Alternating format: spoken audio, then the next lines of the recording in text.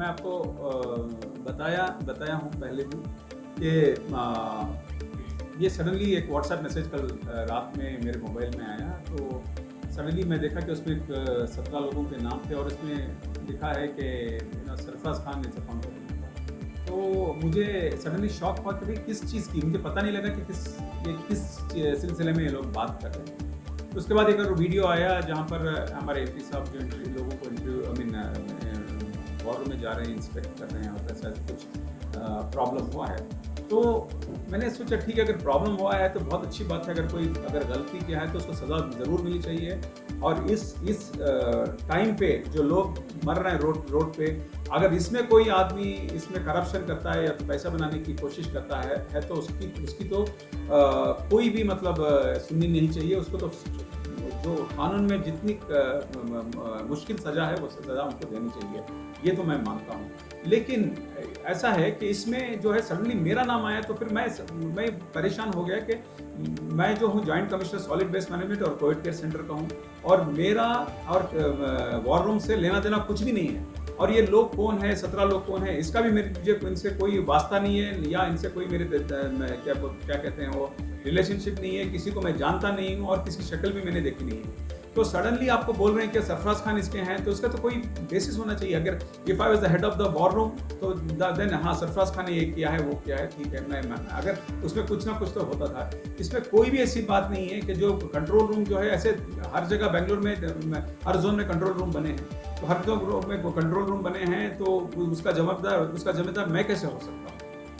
मेरी रिस्पॉन्सिबिलिटी है Covid care centre establish करना, वो काम मैंने बाखुदी से किया है। और लास्ट वीक आप देखते हैं कि जहाँ पर डेड बॉडीज़ की जो तार लगती थी, इसके लिए मैंने बहुत मेहनत करके क्रेमेटोरियम्स को अरेंजमेंट किया है। और हमारे जो दूसरे कौम के भाई हैं, इन लोगों के लिए मैंने भाग दौड़ करके, लोग मुझे रोते हुए फ़ोन करते थे कि 1 दिन हो गया, 2 दिन हो गया, हम बॉडी क्रिमेट नहीं कर सकते थे। तो हम लोग भाग दौड़ करके हम उनकी क्रिमेटोरियम में, आज तक मैं एक कब्रिस्तान नहीं विजिट किया, लेकिन ज़्यादातर मैंने क्या कहते हैं क्रिमेटोरियम्स और ग्रेवयार्ड्स में विजिट करके, स्मशान में जाके हम लोगों की जो तकलीफ़ें हैं, लोग परेशान होते हैं इस हाल में, उन लोगों की जो तकलीफ़ हैं उसको कम करने में मैं बहुत मेहनत की है इस चीज़ में। और सडनली मुझे ये इल्ज़ाम दे रहे हैं कि कम्युनल एंगल से इल्ज़ाम दे रहे हैं, तो वो कोई पता नहीं कि किसने वो फेसबुक में या व्हाट्सएप में मैसेज सर्कुलेट किया है। इससे तो मुझे बहुत ही दुख हुआ है, क्योंकि 30 साल की मेरे सर्विस में कभी भी किसी ने भी, एक बच्चा भी मुझे कभी तक कम्युनल एंगल से किसी ने मुझे, या किसी एंगल से, करप्शन के एंगल से मुझे कोई भी मुझे आज तक उंगली नहीं दिखाया है। तो ये मुझे 30 साल के बाद ये सुन के मुझे बहुत ही दुख और अफसोस। ये मुझे पता नहीं है, आपको ये मीडिया लो, आप लोगों को पता लगाना चाहिए कि इसे मेरे को ही क्यों टारगेट किया।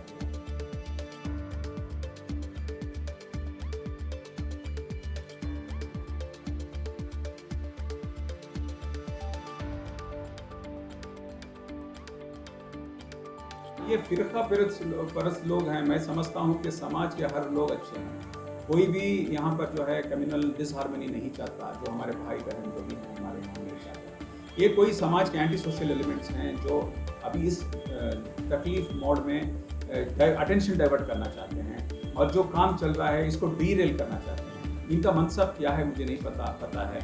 ये कहते हैं कि लोग इस तरह काम नहीं करें। सबसे बड़े दुश्मन तो समाज के ये लोग हैं जो इस तरह की मैसेजेस फैला के समाज में डिस्टर्बेंस लाते हैं।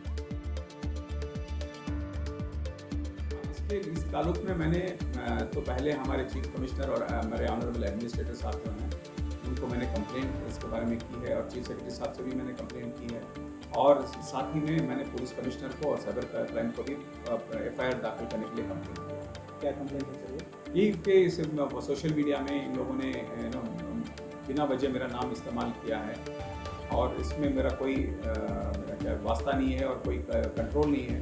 तो department which is not under my control, इसमें आप मेरे को लिंक किया करके सोशल मीडिया में मेरा नाम बदनाम कर रहे हैं। तो इस तरह का व्हाट्सएप पे इमीडिएटली इसको स्टॉप करें, और जो इसको जनरेटर है उसके खिलाफ उसको पकड़ के कड़ी से सजा दें।